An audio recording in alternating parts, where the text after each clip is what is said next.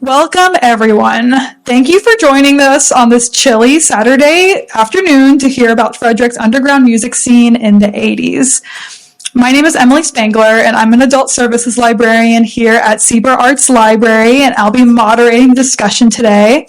We have some fantastic panelists for this panel that will be able to speak from their experience about the Frederick music scene in the 80s and the impact it had on this community. Our panelists include Heidi Frucella from the band Thrillsville, Faville and Brian Sefsic from the Voodoo Love Gods, Steve Blikenstaff from the Skeptics, and Rick Noll, founder of Bonafide Records. Thank you to our panelists for being here, and also to other organizers of this event, Don Ramirez and Andrew Roff, who is also in Voodoo Love Gods. Also a huge thank you to Nick Antonetti, who is the tech wizard behind this event. Just a reminder to our audience, this first hour will be the panelists answering questions, so save any questions you may have for the Q&A. Also, we do want to let everyone know, it might be obvious, but this is being recorded. So let's get started and have the panelists introduce themselves. Okay, so just going down the line here, Heidi, if you want to kick us off, can each of you give us your name and your background?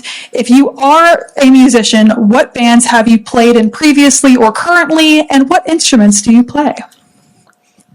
I'm Heidi Frucella, and I've been in and around our scene for many years, and I played in a band called Thrillsville.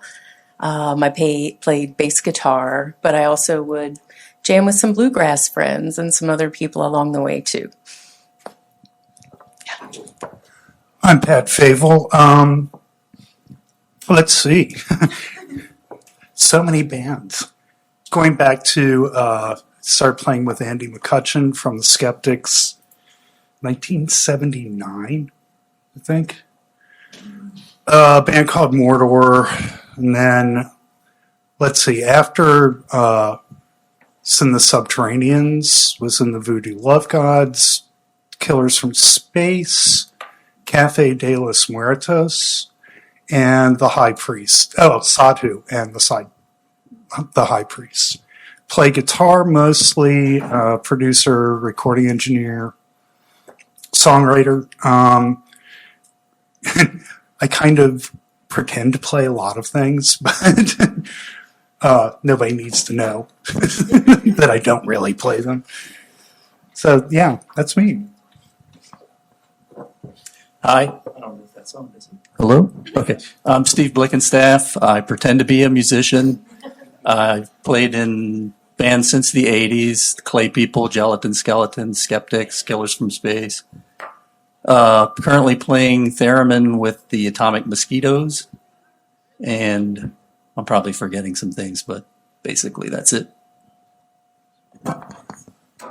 My name's Rick Noll, and the only thing I play is I play a record executive that was not too successful, but I got to meet a lot of great bands and put out some great music, and I wish it wouldn't have ended, but it did. Brian Sefsic. I was the lead singer for The Left. That was basically a Hagerstown band. And then I met Pat and we formed the Voodoo Love Gods, and I've been doing that for a long time. I've also from Middletown. Well, I was from Middletown, but anyway, I also played bass in Sourpuss, and I had another band I sang for was Beef Pistol. Right now, I'm singing for Voodoo Love Gods. Thank you so much, everyone, for answering a very important just introductory question. Kind of building off of that, your foundations for your love of music. What bands and artists did you love when you were a teenager? And do you still love them the same way? Heidi, feel free to kick us off again, or if anyone else wants to go first, they can. I'll start. Yeah, sure. Well, first time I heard the Beatles, and I watched them on TV in 1964. Yeah, I was around then. It blew my mind. I loved it. Of course, I was a big Beatles fan, an Elvis fan, all the British bands, the Stones, Dave Clark 5, Herman's Hermits. But those were my early influences. And by the 70s, I was listening to the Dolls and New York Dolls and the Stooges. Once I heard Iggy and the Stooges, that really set me on my path because I thought, this is really cool. So, but yeah, those were my influences, and I still love them today, and I listen to them all the time. Thank you, Brian. Anyone else want to contribute their favorites? You're welcome. Mine's similar to Brian. I grew up because of my older brother with the British invasion. He's a huge Beatles fan. I was born in November of 63, so Beatles played Sullivan 64. March of 60, February or March of 64. I remember where I was in our house. There was so much excitement about the Beatles playing. I was only a couple of months old, but I remember where I was. So I grew up with the Kinks and the Who and the Beatles and the Stones.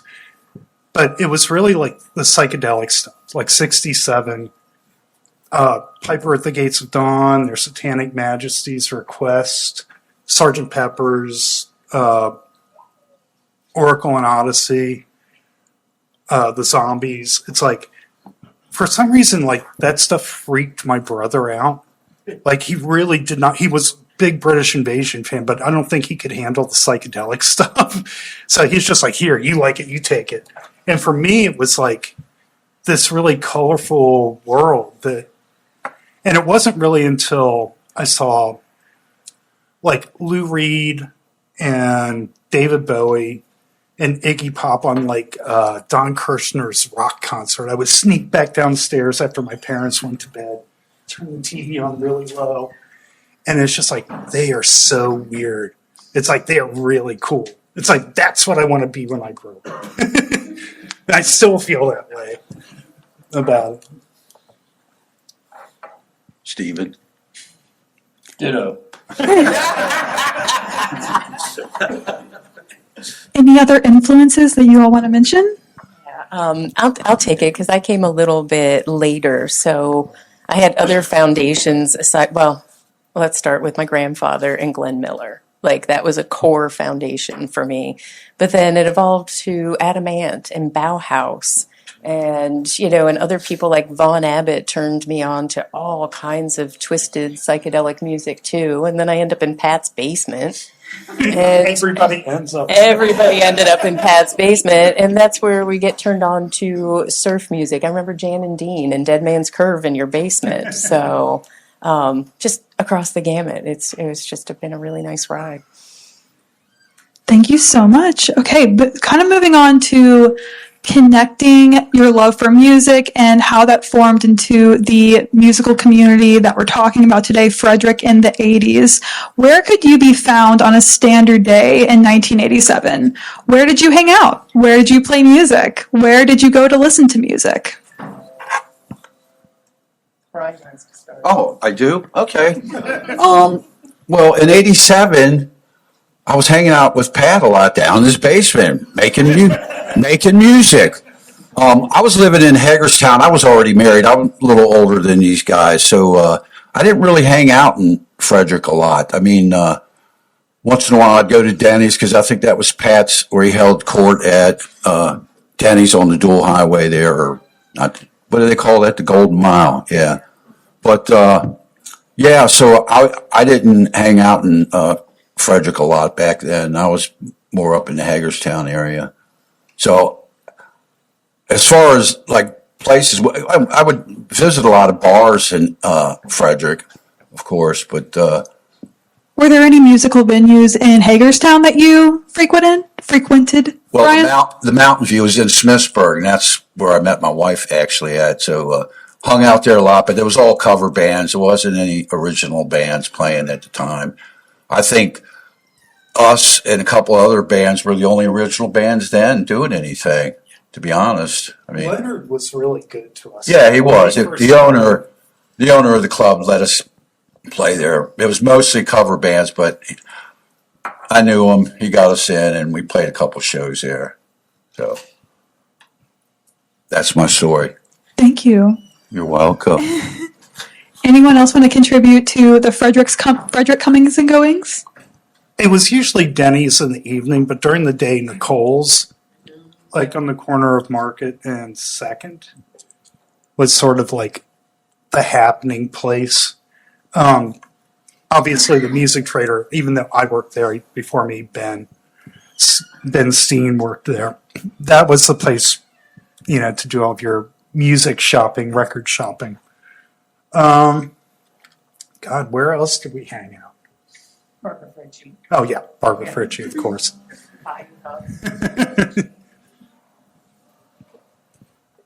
All right, moving on to just kind of learning about how people communicated back in the 1980s about music.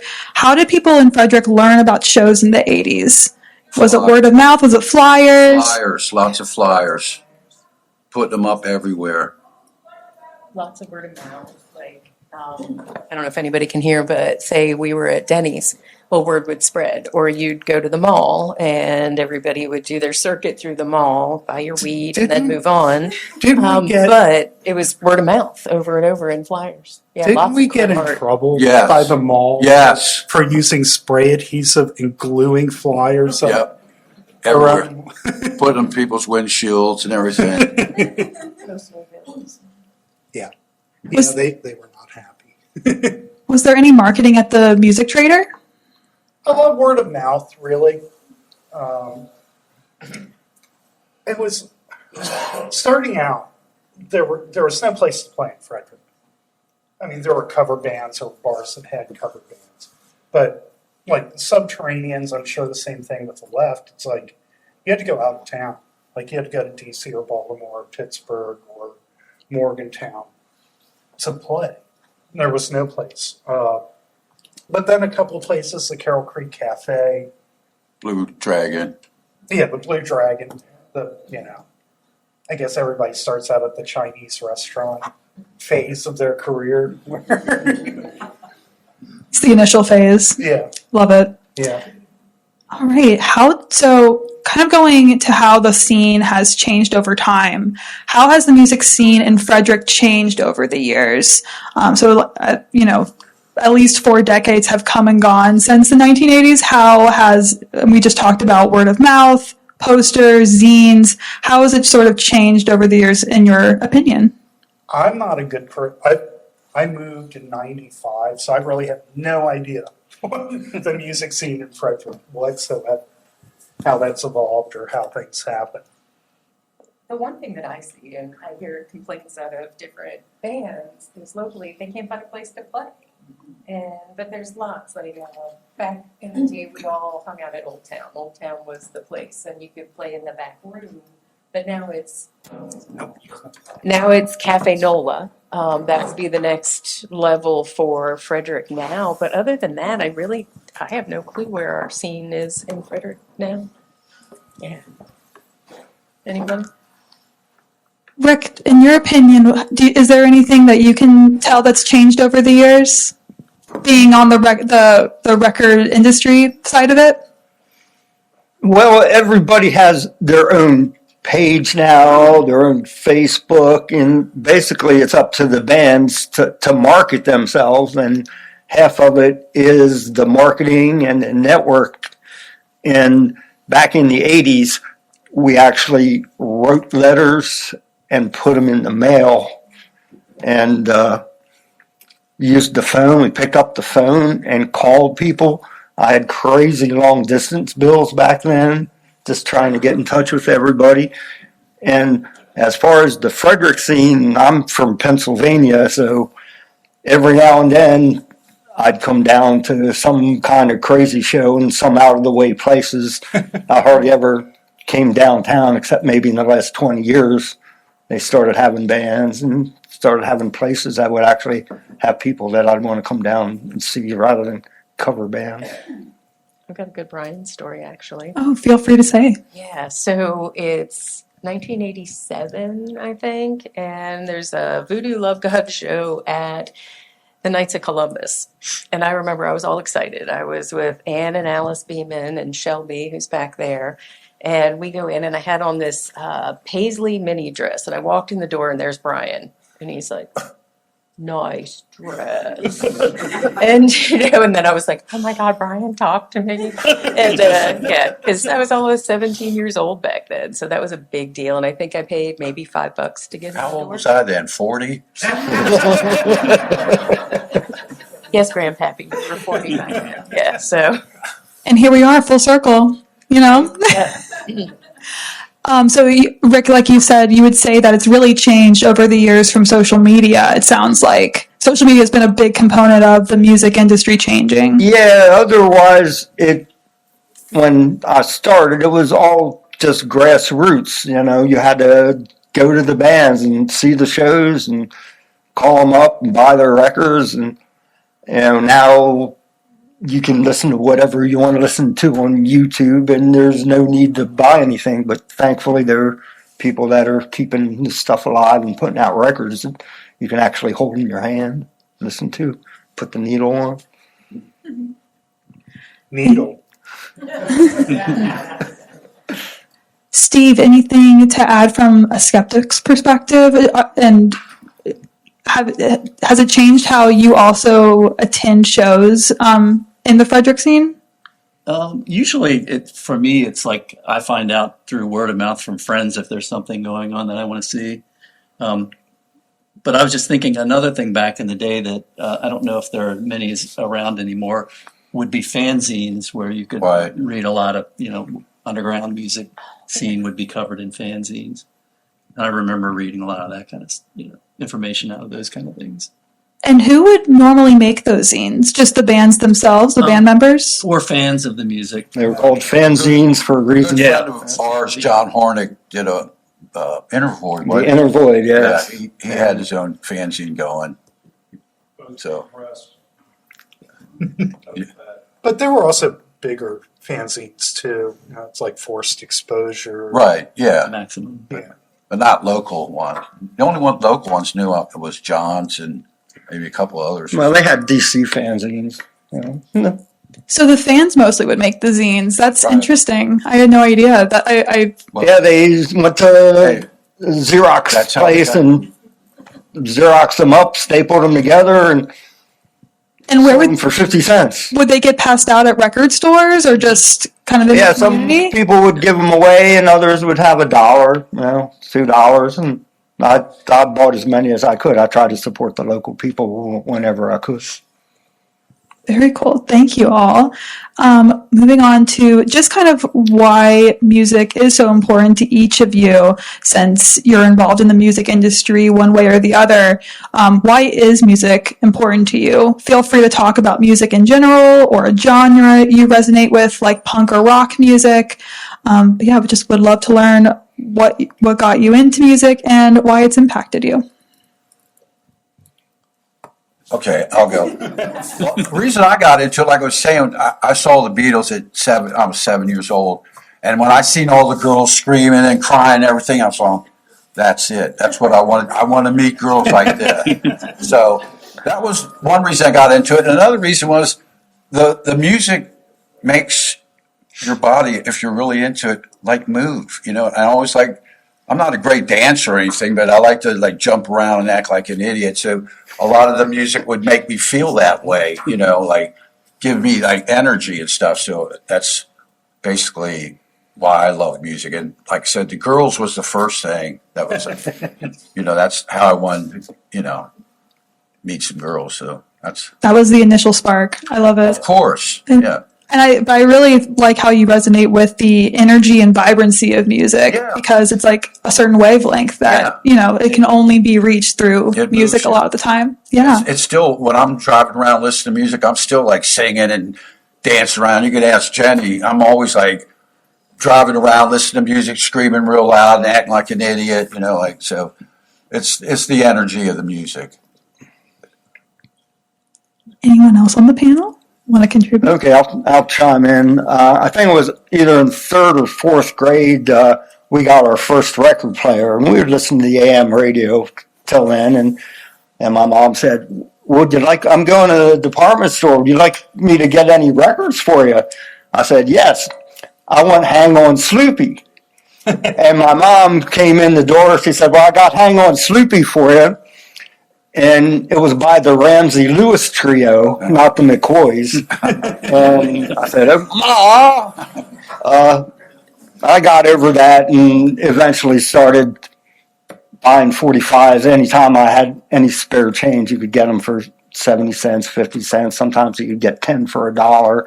And one thing led to another, and gradually I developed a love for almost all kinds of music and started collecting the damn things. Still have them. So, Rick, you don't have a particular like a favorite genre.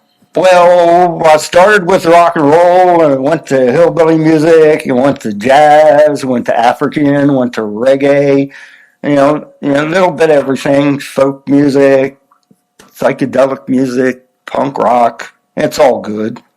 Some more than others, but Steve, what about you? And just kind of speaking on on behalf of the skeptics, what got your group initially into music, or what initially made you want to form that band? Well, I was playing with some other friends in a band called the Gelatin Skeletons at the time. And Ben, who was in the band with me, had met Andy McCutcheon and Dennis Crawley. Actually, we played at a skating rink concert up in Braddock. And Dennis talked to them and they said, hey, why don't we get together and jam? And then Ben called me up and wanted to know if I would be interested. And I was like, well, we're in a band already. What are you talking about? He's like, well, it would just be like, a fun thing to do. It doesn't have to mean the end of the Gelatin Skeletons. So I got together and then everything clicked. So we just kept playing. That's how that all started for me. Thank you. Pat, same question, and can come from the perspective of the Voodoo Love Gods too. Well, to the original question, like why music, I sucked at sports.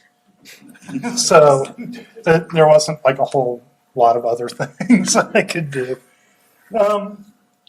It was just sort of like, I think I always identified with that. Like I said, that's all I ever really wanted to be, was a musician. I never saw myself. Like I did a lot of art in high school, and I'd applied to Maryland Institute, which is a pretty prestigious, art school, and was offered a really generous scholarship package. And I just couldn't see myself on the other side of it. I don't know like how I fit into this. So like it's always been music. That's all I've really seen myself doing. So that's kind of it for me. Thank you. It sounds like it's been a source of inspiration and Yeah. just a passion for all of you. I ended up doing art too, but it's like I sort of did my music career first, and then got to a point where it sort of plateaued, and I was like, okay, I'll get back to school and focus on doing art for a while. But then I got right back into making music again. So Lovely. Heidi, what inspired you to get into music? The boys. Go-go boots and a reason to wear them. Yeah. that's a really good reason. It is. Yeah. So, well, of course, like Jill Grable was long gone, but she was an icon in our scene, and I just, I looked up to her and I was like, yeah, I want to rock that outfit. And then I tried to try out for when she left the Ubangies, and I was like, I'm going to go be in the Ubangies now. And but it more morphed into art now for me. Like music for me is a place where I let my brain check out. It's not for energizing or processing emotions anymore. It's just safe space. And I love that fashion came up too, because that was such a major feature of the time as well. And that goes into the culture in a specific decade or time period, is the fashion and why people get interested in things. So I love that. Oh, yeah. Can I change my answer back to go-go boots? Right. Yes, absolutely. Go-go boots across the board. And then, so next question, what do you want listeners to feel when they hear your music? Sick. Okay, would love to elaborate on I'd like sick. them to feel what I feel, just the energy, the passion, the whole thing. I want them to feel what I feel. That's basically what I want them to feel. So you want the energy that you're performing with to convey to the I want to audience. project it to them, and hopefully they'll feel it and enjoy it. Absolutely. Anyone else have any feelings that they want to convey to their audience when they play music? Okay, and then next, if you are a musician, you currently play or used to play, what's your ritual before going on stage, and how does it affect your performance? And this goes for past or present. Well, let's see. I never had a ritual. I just got up. What? I didn't hear what he say. He said keep it PG. Oh, okay. Family, No, I don't family really, programming. yeah, I don't really have a ritual. I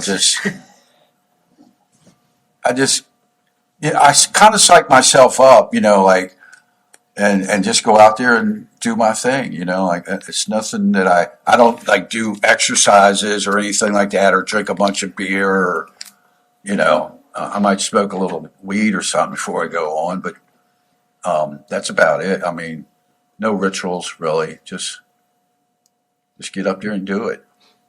Nice. So that's kind of a ritual in itself, just no ritual. Pat, also from the Voodoo Love Gods, do you have a ritual? I don't like performing anymore. I can't hear that well, like in live situations when it's really loud. It's really hard for me to keep track of like what's going on. Like, so like for me, it's just like too much to I'm like a studio creature now. I live entirely in recording environment, and that's fine with me. I mean, part of it, Brian still looks great. Steve still looks great. Heidi still looks great. I don't think anybody wants to see my flabby 62-year-old ass up there on stage anyway. So I do. That's it for me. Steve, any ritual for you? My ritual would probably be just like looking at the clock, thinking, "Oh, we were supposed to be on 5 minutes ago." Heidi, anything from Thrillsville?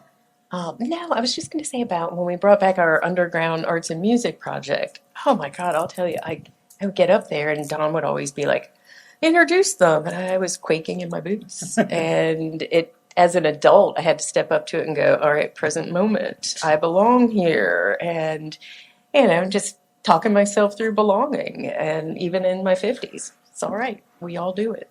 Yeah, pep talks. Yep. Yeah. And then next up, just kind of talking about summation of all parts with this time in Frederick history.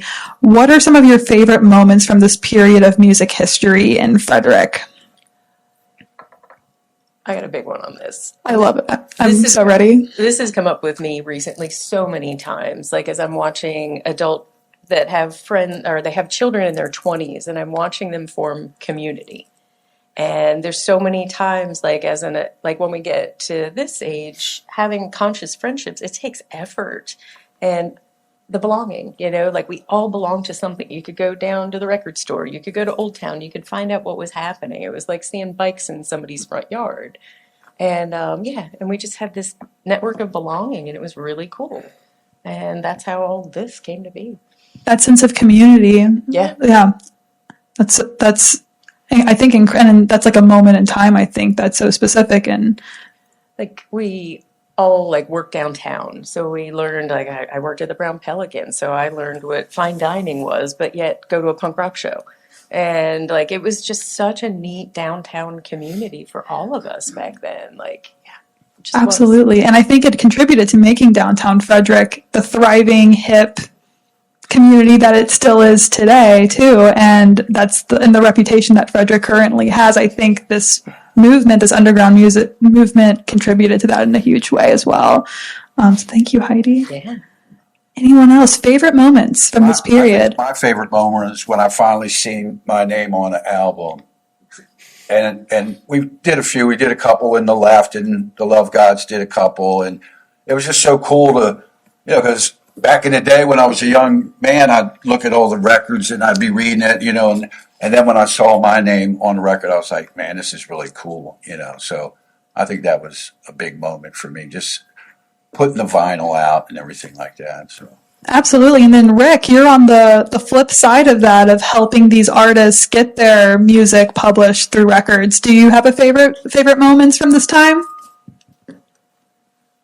Well, it involves a Frederick band, but it happened at the 930 Club in D.C., at your original location, when the Velvet Monkeys and I released a 45 together.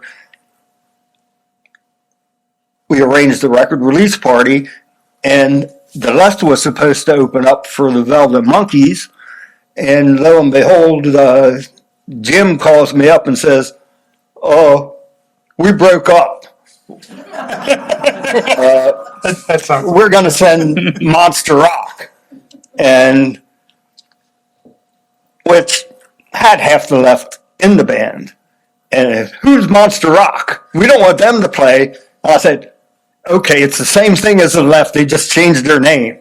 And they played, and, I got to give a shout out to Scott Retton and Chuck Rempe, who are no longer here.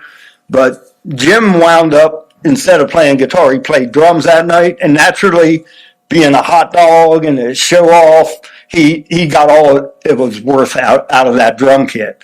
And it freed Scott up to bounce about the stage, hunchback, and playing harmonica and just screaming. And Don Fleming of the Velvet Monkeys comes over and says, "We're going to have a hard time following up with these guys." And the 930 Club just took care of us, and everybody had a blast. And it was an exciting event, and I got to show off two of my bands that I really liked a lot.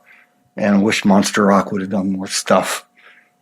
No one gets any attention. No one gives any attention to them because they never did anything other than the cut on the Deadly Spawn. Shout out to Monster Rock. Shout out. Yeah. Let's see. they're on the Deadly Spawn. Yes. And I was going to do a 45, but it never came off. Unfortunately. Steve, any favorite moments? Probably my favorite moments would have been at the old 930 Club that Rick was just talking about. Yeah. So I used to go to see bands there at least once a month, sometimes twice a month, and just really exciting times getting to see the show and meeting the musicians afterwards and getting albums signed. That's just, some of the most fun times I can remember. Pat, any? Brian and I have talked about this. I have a couple of really vivid related memories. One time, Brian and I, for a couple of shows, just for fun, used to wear just loincloths, and that was it. hey, we were a lot thinner. Yeah, we were a lot better looking. But we were playing at some outdoor party in a barn somewhere up in Pennsylvania. And Brian and I decided to make this big entrance. And as soon as we hit the stage, the power went out. So we're both standing there, Looking like idiots. what's going on? We're both trying to hide behind the speaker columns and stuff. But another related story, it's one of the first times, I think, we'd gone on a little road trip. We'd string together a few gigs in a couple different cities. This was one of our first road trips together. I forget where we. Electric Banana. This might have been going to Pittsburgh. We went to Rochester to play with the Chesterfield But team. do you remember we stopped to get food? Yeah. This is when Mike had the van, Yeah, the skulls and stuff, Yeah. painted on the outside. And we stopped and we walked into this fast food place. And as soon as we entered, all of the lights went out. And everybody in the place freaked out because they thought we caused it somehow. Because we looked like, we looked like a rock band, They came back on, but that was everybody just assumed that it was, us. That sounds like a once in a lifetime, truly moment. It was fun. We had so much fun when we went on the road. It's like being on. Didn't the owner of the Electric Banana threaten us with his shotgun? He was cleaning his deer rifles, and when we would come in to set up, he'd be like aiming the gun at us, like, "Hey, Voodoo, you bring any shirts for my kids?" Yeah. Yeah, and then Andy ends up spray painting the Voodoo Love Guys on the side of his building. Man, that pissed him off. I think he said never again. He wouldn't allow us to come back. But Follow-up question. What is the Electric Banana? it was a club in Pittsburgh. Oh, Yeah. got it. It A was, lot of the punk bands played. yeah, it was up on a hill, and if you like, the dance floor was actually suspended off the ground. So if you walked around behind the place, you could see where like the dance floor had just broken through, and they put another one on top of it, and then that would break through, and they put another one on top of that. You could see layers of just like disintegrated dance floor. Did you go to Nag's Head with us the first time? I did Mexicana. Yeah, that was a good. That was a really good show. That was fun. We actually headed down there one time, and we got about 20 miles away from us, and the cop stopped and said, "You got to turn around." We're going like, "Why?" And they're going like, "There's a hurricane coming." So we drove the whole way there, had to turn around. We stopped at a strip club on the way home and had a couple brews, and then we drove all the way home again that night. See, so it was I think it was 6 hours there and then 6 hours back. So Wow, what a road trip. yeah, that was a road trip. Did you all play out of the city and even the state a lot, like going to Pittsburgh, going to DC? Not a lot. Not a lot, but we did. Like, I think Rochester was probably about as far away as we did. But that's a pretty serious drive. How about when we played in Delaware? Oh, we played a couple times in Delaware. Well, here's a little story, funny story. We played in Delaware at this party, and the guy that was throwing the party was moving the next day. Remember that, Pat? Yeah. So I'm an early bird. I got up early in the morning, and everybody's like laying on the floor. There's like people everywhere. We played at their house a party, and he wanted help the next day to help him move. So I got up early, and I'm getting up. Everybody's like, "Where are you going?" I'm going to the store to get some cigarettes or coffee or something. And Chuck goes, "I'll go with you." Chuck was playing bass at the time. So we go up there, and everybody's like, "Here, give me this, get me this," so I took their money. We get up to the gas station, we buy the cigarettes and everything, and I looked at Chuck, and I was going like, "Man, I don't feel like helping them move," and he was going like, "Neither do I." So we just ended up heading up the road. So we kind of left everybody, took all their money and left. So we weren't very good bandmates. Did you guys end up helping to move, or? I don't think I was along for that trip. I do remember Because Chuck was playing bass. well, then I would have been. I don't know. Andy, were you with him? Yeah, we were in Dotson. Yeah. Oh, yeah. Because I think we went. You and I went. You probably were wondering where the hell. Kill Devil Hills, or not Kill Devil Hills, but put it. I think we went to like Rehoboth or something on the way back. Longfield Beach. In that little blue Datsun. We played. I remember these guys were like, they were all like way more punk rock than we were. Yeah. Like they were Hardcore. pretty serious. But like all these like younger punk kids like would make the mistake of getting like really fucked up and passing out. And your friend, the guy whose house we were at, I remember he went around and like super glued their eyelids shut.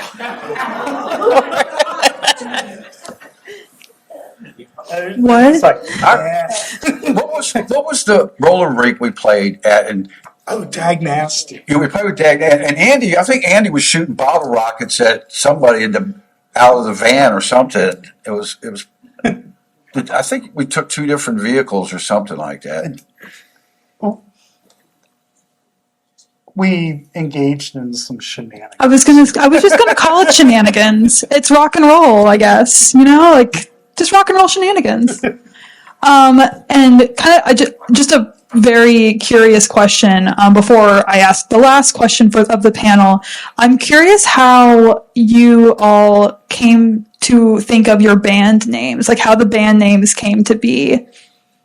Well, I think Dennis Crowley actually came up with the Voodoo Love Gods, and the left, the band I was in earlier, we were just, I think it was at the time when Reagan was in office. I was in the left from 83 to 85, and I think I think Reagan was in office, and there was a lot of talk about leftists down in Central America and stuff. And somebody said, something about, why don't we just call ourselves the left? And we're like, okay. And then as far as the Voodoo Love Guys, I think Dennis and Randy. I think that was like Randy Jones. Randy Jones. Like Okay. that, they were the ones that came up with the name. And it just came to him. There wasn't like a.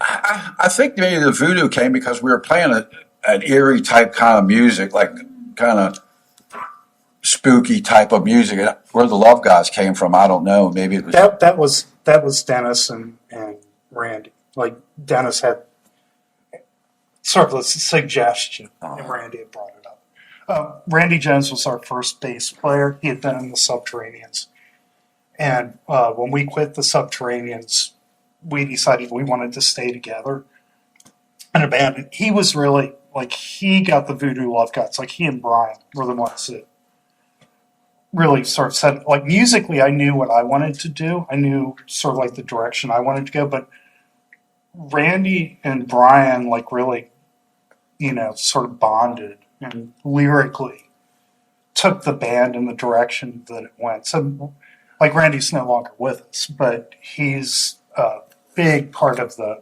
direction. I also think it was because we kind of hooked up together because he was a little older too, wasn't he? Yeah. Yeah, he was sort of my age. I mean, these guys are a little bit younger than me. I'm not going to say how much because then I'll be. But I'm a little older than Everybody.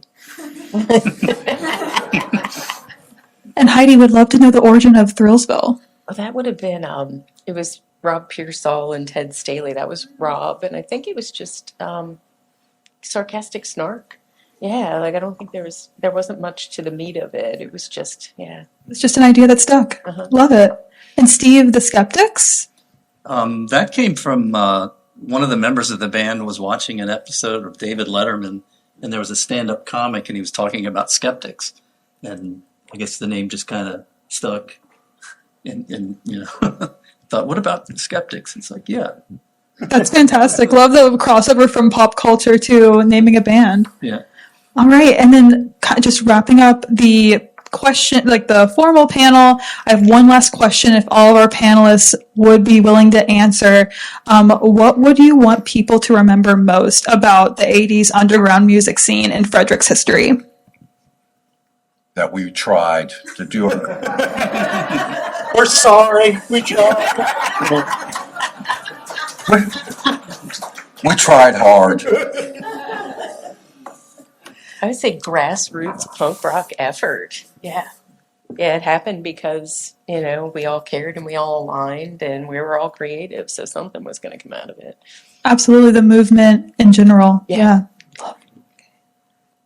I'm proud of what we did, you know, at a time when there wasn't any original music in town at all.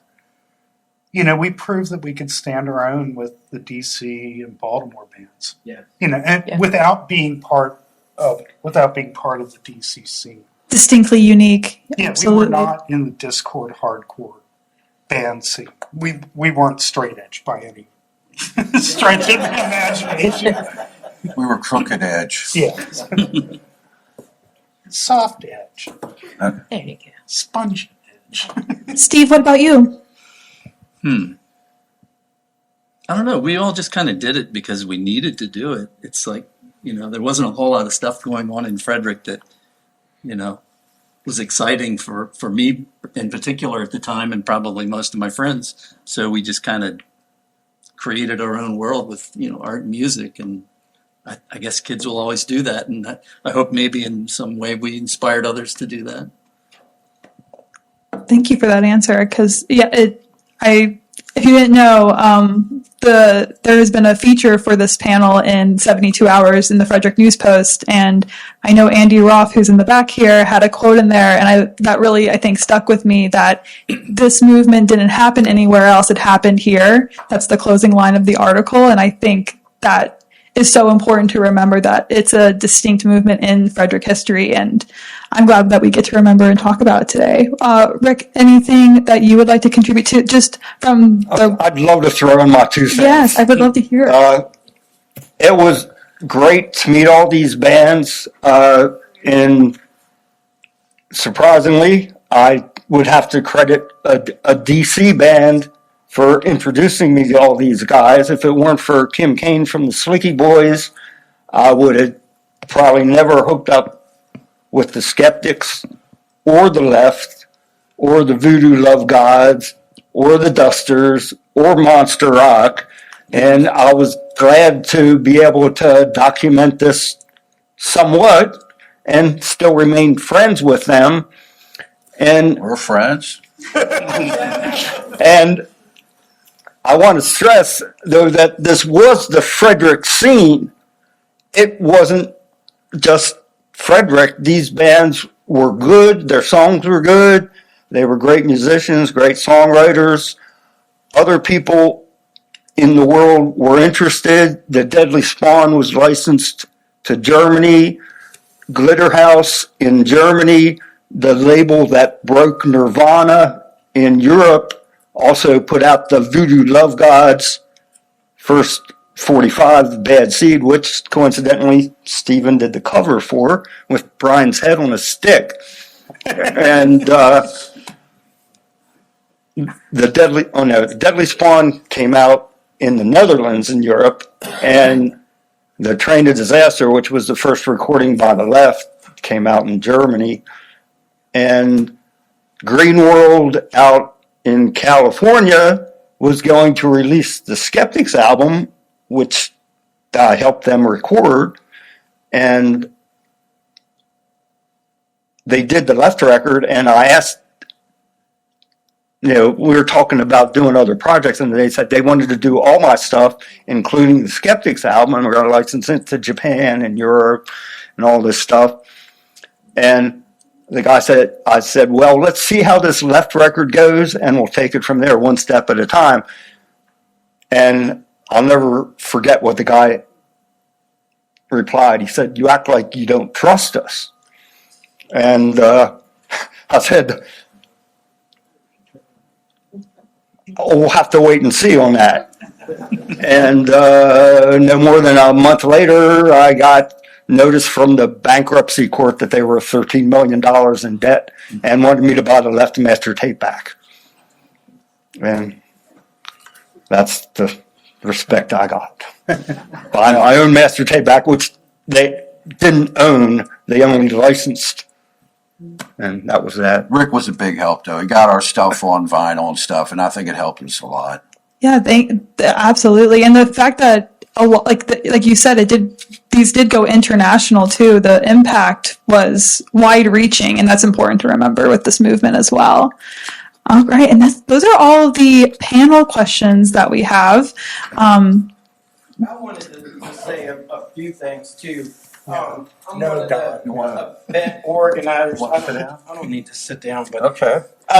And this is Don Ramirez, one of the event organizers. Emily mentions Thursday's newspaper that had the 72 hour, and then I noticed the endangered blue elephant. You guys familiar with Blue Elephant? I'm an original member. I was there in 1998. I helped found the space. I was there from 98 to 2003, including 2 reviews in the Washington Post. I've always tried very hard to, this generation, the 80s generation that helped to shape the Frederick music scene, are the ones that helped to really make the art world that you guys get to experience. Andy McCutcheon, the lead singer of the Skeptics, his aunt, Becky McCutcheon, is the one that actually bought the building, funded the renovation, and my other claim to fame is opening the first real art gallery on Market Street. It was in a record store called Megaphone Music. Me and a painter named Calvin Edward Ramsberg opened a gallery called the Calvin Diego Fine Art Gallery. But it was because of these guys, because of my friends and all these bands, that I even knew that there was this creative thing going on inside of Frederick. So I came over here, and I was in Frederick from 1990 to 2003, and I did everything I could to help make art an important part of the downtown community. Blue Elephant put on music all the time. Music was very much part of the Blue Elephant. And it's wonderful to see Frederick Arts Council. Nick and I have been fortunate enough to work with Frederick Arts Council and Sky Stage in 2019. So I can only say as a visual artist, it's incredible to see just how much the arts are part of the downtown. I mean, back when we were young, I remember 4th of July and the best bands in town had to play at some like ungodly early hour, right? Like, you guys get to play at 11:45, right? We're going to do sound checks with you.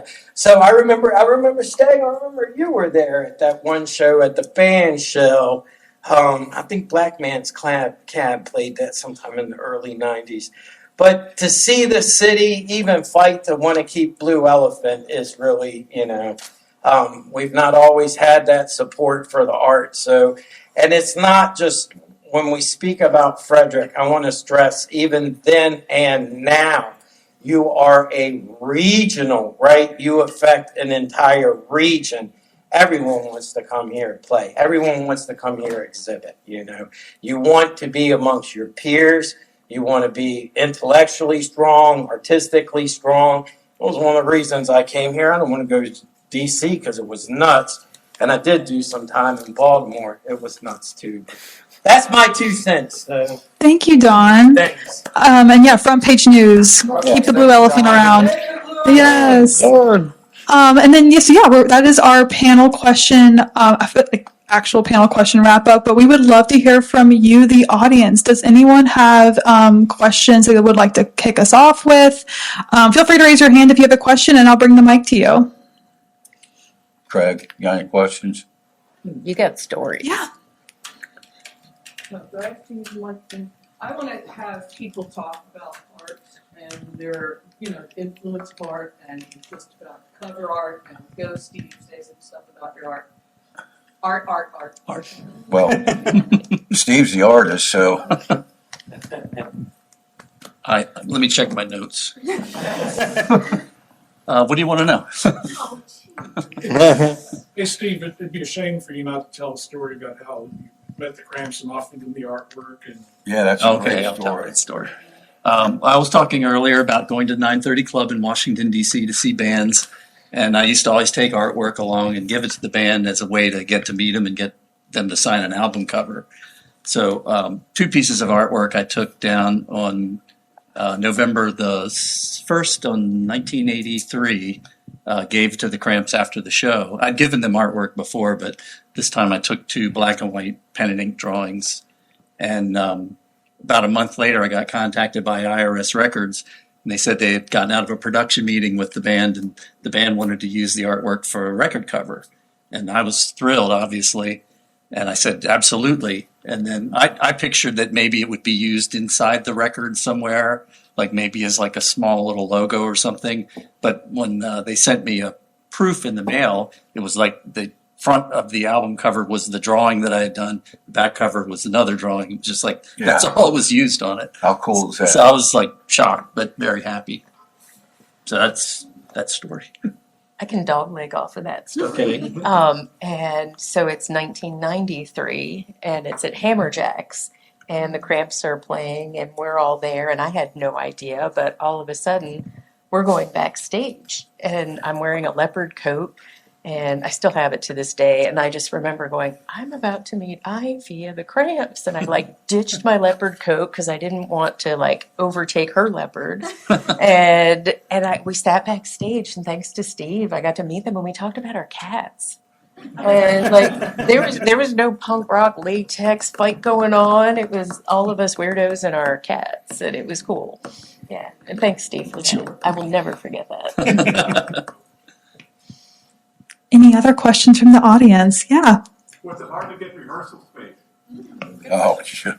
Pat's basement. Yes.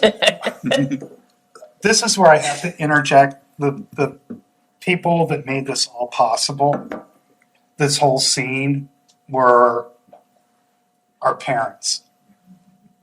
Andy McCutcheon's parents, my parents, Steve's parents, that they were the ones that put up, like, you have to remember, like, even if you didn't like what we ended up becoming, at least we got, like, kind of musically proficient. But think about all the time it took to get to that point and how bad we were and how loud we were.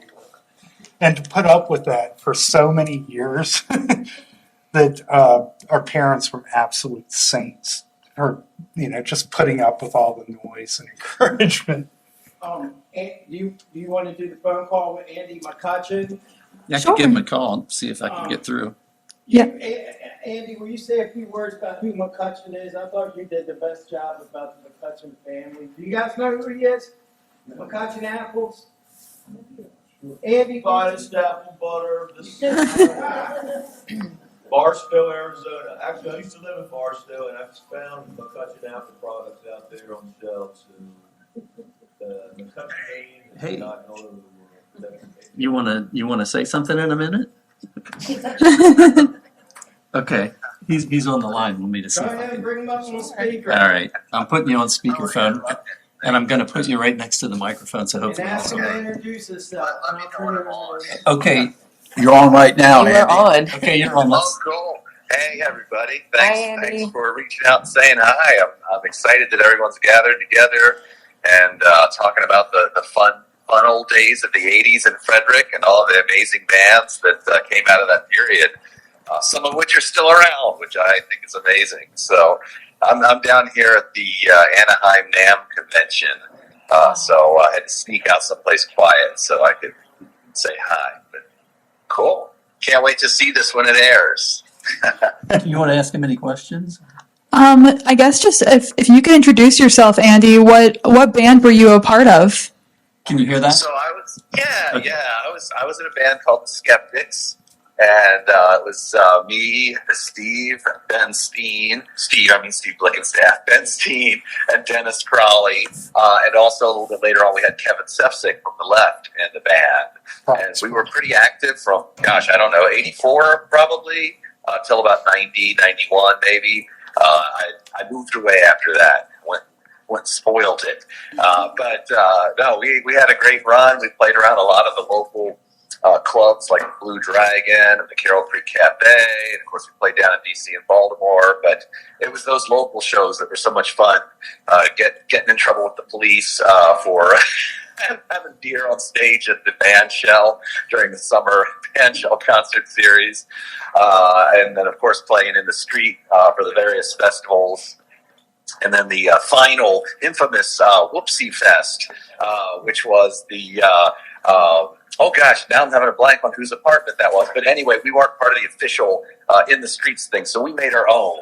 And we played on a balcony with some other bands at somebody's apartment. And I think there was even a point where they took up a collection to pay the fine because the police tried to shut us down. So we just kept going and everybody chipped in so we could just keep making noise. But it was a really fun time. Thank you, Andy. Did you? We just had an audience question. Actually, did you have trouble finding rehearsal space? I'd be interested in your answer. We were lucky. We were lucky because my parents were very willing to let us practice in my childhood home up in Braddock Heights. That began pretty early, probably in about 8th grade when I started my first little fledgling band with my cousin and some friends from middle school. But then later, we were able to rehearse in one of the warehouses that was kind of like an extra storage area for McCutcheon Apple products down on Wisner Street. And we had this big old crazy warehouse that had old cars, machinery, and big stacks of boxes of apple cider. And we had a couple of different places where we kind of carved out like a little stage area. And we would play there. We would have kind of informal shows. And people would come and watch us practice and hang out. We did some recording there. And then at some point, someone broke in and stole a bunch of our stuff. That kind of spooked us. So I think we went back to the basement after that. We felt a little more secure. So yeah, rehearsal space was never an issue for us. We were lucky in that way. But it was finding places that would let us play because, as some of the other guys talked about on Don's podcast, a lot of the clubs, they just did like top 40 and it wasn't really, there wasn't a real original music scene. But then some of the places like Carroll Creek Cafe or Blue Dragon were willing up minors, which was a weird underage club thing that didn't last long. But we played there once. I remember it shot a video that I don't know whatever happened to it. But yeah, it was just a fun time to be around Frederick, and there were a lot of cool creative people that kind of came together. So yeah.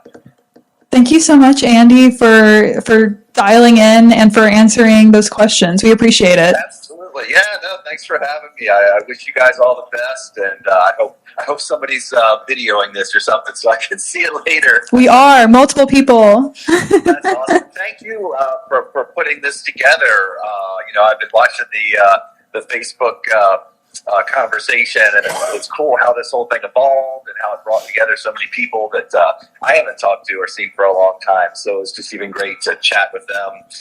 And checked out the Voodoo Love Gods new single. That I love that. That's great. So I'm glad that folks are still putting out music and staying active. So thanks for having me. Thank you. Take care. Bye, Andy. Bye, Andy. Bye. Bye, Andy. Over and out. All right. Any other audience questions? Yeah. Before Reverb or Guitar Center, what did you do in terms of where you got your gear? Of course, local underground bands have to scrimp and save, but what was there like a local place that rented you a PA or whatever? Well, there were a couple. It's like legendary now, but like Cole's Pawn Shop was like one of the prime places to go. And there was a time when, sort of like vintage stuff, it's like a 60s or 70s, Strat, Telecaster, whatever, SG stuff, it's like you can buy them all day long for like $500, $600, making music for like, kind of new stuff that was around. I'm trying to think. I worked at the Music Trader, which was like the first sort of like used vintage record shop in Frederick that was also kind of an institution. But right next door, luckily for me, was a vintage guitar dealer, Guitar Network, that just happened to be like right, there's like a little parking lot between us. Sort of like across the street from Wags, where Wags is now. Yeah, exactly. Yeah. But Buck and I became really good friends. So it got to a point where I could just walk in and walk out with any guitar, and he'd just be like, I'll put it on your bill. So I could, I had all the vintage, access to any equipment that I really wanted. He mentioned Record Trader also as a visual artist, like that. People wanted to exhibit in Record Trader because it got foot traffic. And all your cool friends went to Record, so art was, you would ask to hang your artwork there. So, yeah. And another cool piece with Frederick, like music history, was Microfritz Guitar Company. Craig Stang, right here in the front row, is now the face of Microfritz. So it continues on with the legacy of our town and the fact that, how many years was Microfritz building here? It wasn't that long. Like the 2 total years history or something? It was 67 to 75. Okay. All right, thanks. But really innovative instruments, like the 0 fret thing was like way ahead. I don't think anybody's still doing anything quite like that. But Craig and I started a band that used all Microfretz instruments, or primarily Microfretz instruments. It was all. And sort of like our homage to sort of all things Frederick. 60s, swinging 60s Frederick culture. Any other audience questions? I'd like to hear your stories about making your first record. Oh, well, that was pretty cool, wasn't it? Where'd we go? Down in Rockville, or where was that? It was The Voodoo. We went to, wait a minute, as far as the left, we went to Don Zientara's studio. It was in D.C., and all the D.C. bands recorded it. Yeah, that was in Arlington. right? Arlington. Studio. Where was it? Arlington? Yeah. And it was really cool, but it was nerve-wracking being in there for the first time, trying to, sound good and everything. But, and then we went to the Voodoos. We went to Sound Studio. Where was it? Storeroom Sound was in Langley Park, sort of like right over the College Park. It was like one exit down on the Beltway, sort of like New Hampshire University. Weren't you working there? I did. I apprenticed and then worked there for a while. But during the early like the Subterraneans recorded there at the recommendation of a friend from another band who produced our first record. But then I ended up apprenticing there, working there when we recorded our first stuff. Did we do the 45 there too? We did. Okay. We did. We did all of our stuff there. Like all the studio stuff while I was in the band. We did there. But yeah, we actually did a sort of like full-length record that we never released because like I was so new at engineering and the way like I could get like we got a break in the studio time, but like if I did all of the work and tried to engineer it myself, it was like almost free to do. But if I had Greg, the owner of the studio, actually engineer it, like it would cost us more. So I made the mistake of trying to engineer it and play on it myself, which was like a really big mistake. So it like we never ended up. That was like the death and sex stuff, and we never ended up releasing it just because it's like I didn't know my way around the studio well enough at that point. You mentioned Voodoo's first 45, and here it is with. That was covered by Steve Blikenstaff. That was, but that started out. The Deadly Spawn was pretty much together. The Subterraneans were on it. The Skeptics were on it. And we had just put the Subterraneans had broken up. The Left had broken up. Brian and I had put the Voodoo Love Gods together, but it was too late to get on the Deadly Spawn. On the record itself, because the masters that had put together, and Rick was like, why don't we do a flexi single? And flexi singles, like, I still have one. They're sort of like a novelty thing, but it's like they used to do it on cereal boxes. Yeah. Like monster noise. Yeah, it's like it's still a vinyl record, but it's like yeah. There you go. So Rick was like, why don't we do a flexi single and put it in? We can put it in with Deadly Spawn. But it was from that flexi single that we're on that I get this like international airmail from Germany from Glitterhouse Records saying like, here's a contract. We want to do a record with you. Here's the check. It's like, if you want to do this, sign the contract, send it back, and cash the check. And it's like, okay. The Left's first recording, we did one song, and it was at Lost World Radio. It's at the top of the Dagmar Hotel in Hagerstown. Oh, God. And they had a little radio station up there, and that's where we did our first song. It was called You're So, and it was on Train to Disaster, right?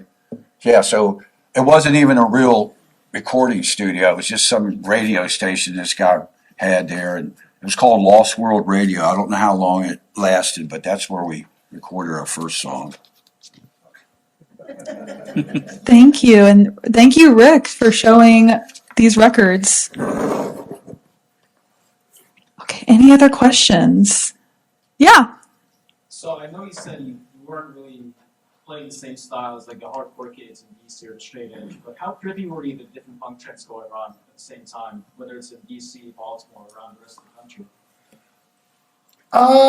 It's like we were into it, like we followed it, but it wasn't like anything that any of us, we were like more, I would almost say like Paisley underground with maybe some goth elements thrown into it than anything. Like the Skeptics are definitely sort of like crossed Paisley Underground and New Wave. So we were never really part of the sort of like punk thing. It's certainly at that point, punk was pretty much over. Yes, there was. Well, I have a good story about this. Yes, sir. The first time I saw you guys, you played at like a VFW Yeah, somewhere up up in in PA. Harrisburg. And this was when the DC hardcore stuff was really breaking out. And Jim wanted everybody in the band to shave their heads. So there's Jim with a shaved head, and every one of the other guys in the band said, hell no, we're not shaving our heads. Jim's got a pretty tiny head. Jim was hardcore. So Jim was Mr. Hardcore for a short period of time, but he got over it. I would say the left was more harder edge, a little rock and roll, Yeah. like a little bit more than the Voodoo Love Gods, but Yeah, there was a hardcore scene though in the 80s in Frederick, and there were back rooms and like the Blue Elephant. I remember I was actually with Bill and Jill at some, and then people were looking at us at one point and they were like, are we here to pick up our kids? And yeah, so Don could probably talk about some of I was that. thinking with the hardcore scene, two of the most notorious characters out of it were the identical twin brothers, Pete and Murtaugh, the Murtaugh. Yeah. Jeff and Pete, yeah. And he's gone on to become a famous photojournalist. But I mean, when them two boys showed up at a show, like I remember one show we had a little brother with us. They told us they were going to steal his token history shirt from him, and he never left us. He was like 15. What the fuck, Drew? Get the fuck, you know? But it was because the Murtaugh boys were there. But yes, there was a hardcore scene. You know, the first show I liked hardcore. First show I remember ever coming to in Frederick was right down here on the edge of the creek, right? It's a restaurant now, but open as Chums or some shit like that. And I was into the Pro Mags then, and I come out, and these frat boys have jumped a legendary punk rock figure named Kevin Hall. He's 16 years old. It's one skinny little 16-year-old against these four frat boys, and I just went and joined in. I've been friends with Kevin Hall ever since. So, yeah, there was hardcore. Thank like you. the era of this is happening like in our Frederick scene is the time where Fugazi's coming out of DC and Fugazi played here at Weinberg in the 87, 88 or something like that. so the overlap He might- is definitely happening. did he play the Soup Kitchen? I think so. I think you're right. I think it was this. It was, or somewhere near the Soup Kitchen. There was another little club right up from the, Yeah. We had actually been on the bill with Minor Threat on like a couple different bills, but they always canceled. Like every show that we were booked to play, we did play with Dag Nasty, which was another Discord band, and there might have been a couple of other Discord bands that we played with, but we were supposed to play with. Rick, do you remember? we were supposed to play with the Mentors too. Remember up?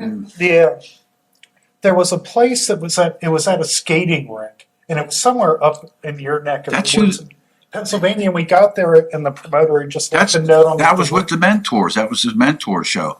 But I think Black Flag was supposed to, or not Black Flag. Minor Threat was like supposed to play. Yeah, too. I don't remember. I mean, But we drove all the way up there, and it's like, you know, And then there's a sign on the door. yeah, Yeah. yeah. Any other questions? When this is over, are you guys signing autographs? Great question. I am. Can I say something real quick? Voodoo Love Gods, we're supposed to play tonight up at the Old Mother's Brewery, but we canceled because we want our fans to get home nice and safe. It's too cold. It's going to snow like hell. So we did reschedule it for March 21st at Old Mother's Brewery, and we are celebrating our 40th year together. We started in 86, right, Pat? And me and Andy's been keeping this thing going. I mean, we broke up a couple times, and I formed other bands like Sourpuss and Chum Bucket. Let's give a shout out to Zach Baby, too, real quick. His He recorded a lot of our stuff. Shout out. But we've kind of broke up, got back together, broke up, got back together. And Broke up again. yeah, we probably will. But we are together. Me and Andy's still in the band. I've been playing with Andy since '88, and like I said, we've taken breaks, from there. But we got a new band, we got some new songs, and we want to rock. And we want you guys to come and check it out. And we got some CDs too back here, so get some. Thank you so much. Any other questions? Yeah. Can you give any narrative to some of the photos? That's the Skeptics, and that's their album. That's the debut album, I believe. I didn't see that one. Yes. Blockheads. Oh, yeah. There's Ben Steen rocking out. It was in the Skeptics. What was it? He was It- actually wasn't the he- first punk band. Wasn't he Charlie Saxophone and the Idiots? Saxophone, the Idiots. With Yeah. Doug Predated Smith. all the. We've seen him at the Hood College. That's the clay Did, people. hey, didn't he come out in a shopping cart or something? Somebody had Yeah, pushed him. sometimes, yeah. The Blockheads used to practice at Hub City Glass past the Coca-Cola plant. Subterraneans. Is that Trent Street? Yeah, it Oh, that was is. Randy. Yeah. Who's that? That was Skeptics? That's this Blackwell. I didn't know you had a black guy in the band. Some songs from Elvis Presley. Yeah, I think Heartbreak Hotel. Yeah, we There's were Thrillsville. Battle of the Bands in Baltimore. There's that whoopsie. That was the outdoor festival. A lot of the artwork is Steve down there. Yeah. There's Don Ramirez with a pink python. There's the Skeptics. Later day Skeptics. That was from a video of Jonathan Skeletons. Where was that at? The Braddock Heights? That was somebody's private party, I believe. I think that's what we played. It's Eric Puglisi, Jonathan Skeletons. There's the famous album cover that Steve did. It's also the Record Exchange, part of the Record Exchange Yeah, logo, I believe. Yeah. There's a fanzine. I thought it was. That's me back in the day. That was at Donzi and Tars. That's me. There it Is is. that in front of the music trader? Yeah. Jonathan Skeletons. Who put that flyer together? 2-minute flyer. Oh, and what about the Skeptics documentary? Oh, yeah. Yeah. I mentioned that. Yeah, there's a whole World of wonderful Yeah. documentary about the Skeptics. It's kind of like a by Keith Chester. documentary. Yeah, Some of it was true. That was in the streets, wasn't it? it's Yeah, that was in captivating the now. streets. There's Yeah. Jim. There's Jim with the shaved head. At the band shell. I was at that one. The stencil. Did you do that, Steve? Yeah, of course. I forget who put. There's Chuck. God bless him. There's Brian's butt.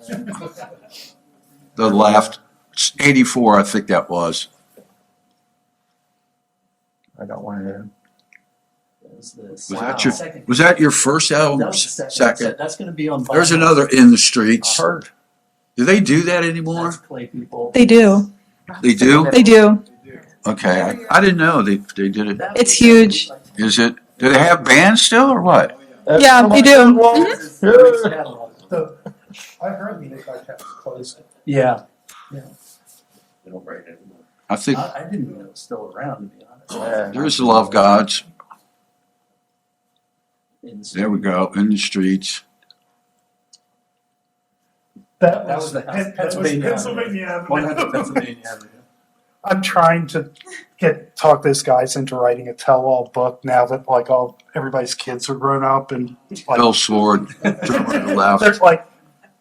they're professionally we're all There's safe Voodoo. enough that it doesn't matter if we get fired at this point. That was an outdoor party. Ben Steen. Too bad he couldn't have came down. Where was that at, Pat? Baltimore? That was part of the Chinese restaurant. That was Yeah. Blue Dragon.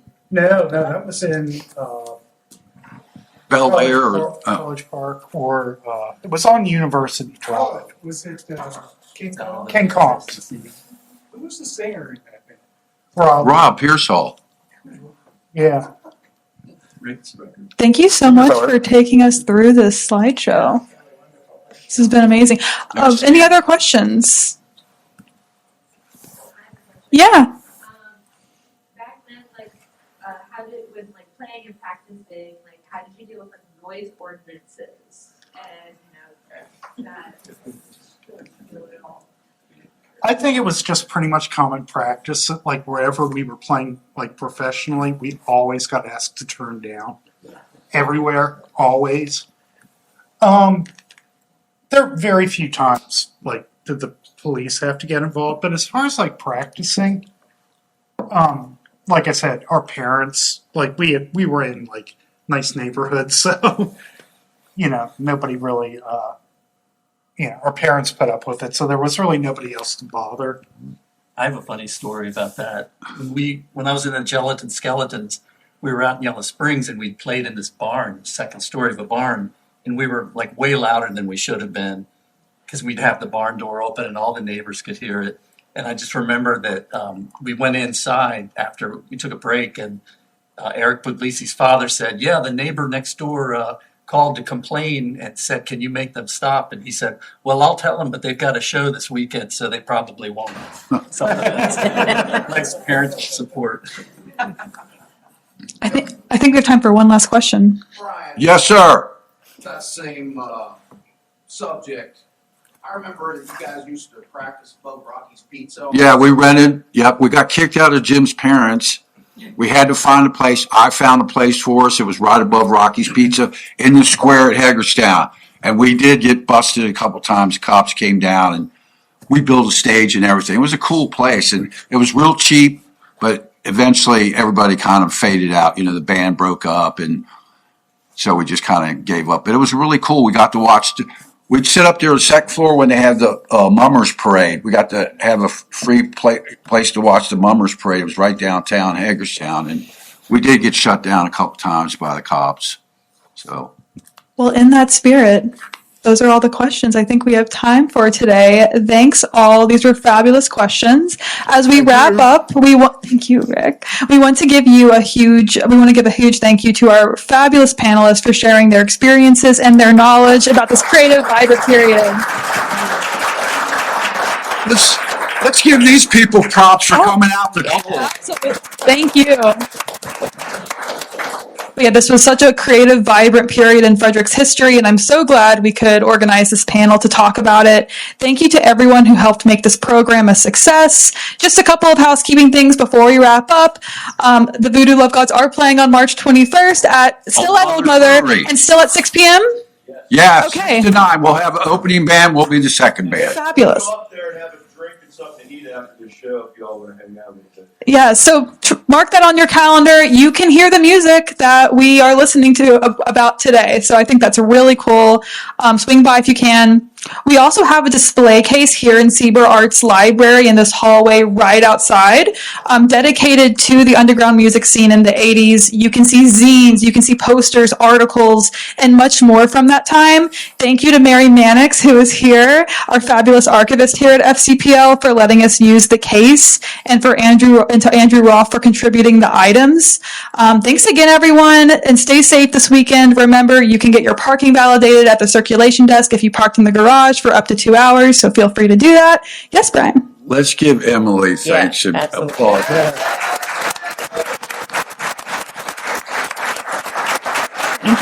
You're the one that came up with this idea, right? Yeah, I did. I just wanted to do a music program, and I did a Google search if Frederick had an underground 80s scene. Yes, Mary? Say something about our future programming, although we don't have a date set yet. Yes, no date set yet, but we have the also fabulous musician local to Frederick, Billy Leberts, here in the audience today. Yeah. Billy, yes. Billy's going to be talking about his personal evolution in music specific to the Frederick scene and how that just evolved over the decades. So no date set yet, but keep an eye out for that. We hope for it to be sometime in the spring, maybe early summer. So. Yeah, thank you so much, everyone. Seriously, stay safe this weekend, and thank you for coming out. Woo-hoo.